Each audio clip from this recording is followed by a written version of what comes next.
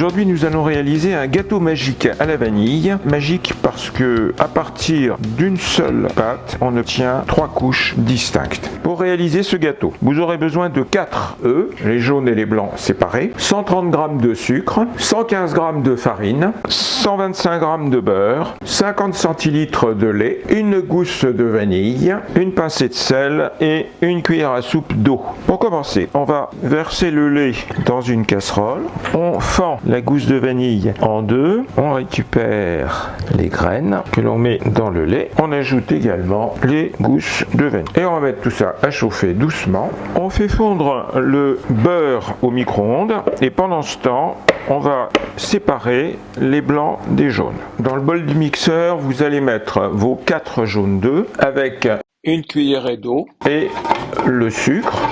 Et avec le fouet, vous allez fouetter le mélange jusqu'à ce qu'il blanchisse et devienne mousseux. Quand le mélange a bien blanchi, on verse dessus le beurre fondu, on met le batteur K et on va mélanger délicatement. On rajoute la farine et on mélange à nouveau pendant 2-3 minutes pour avoir une pâte homogène.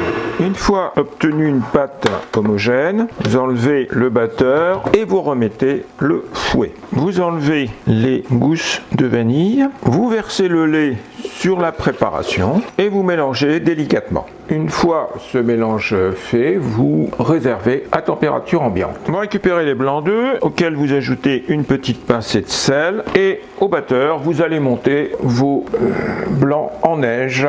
Dès que les blancs sont montés, vous ajoutez le sucre et vous continuez à battre jusqu'à ce que ce soit des blancs très fermes. On va maintenant incorporer les blancs d'œufs montés en neige en 3 fois à l'aide d'une maryse en remuant délicatement. Il doit rester des grumeaux parce que c'est ça qui va vous permettre d'avoir les différentes couches.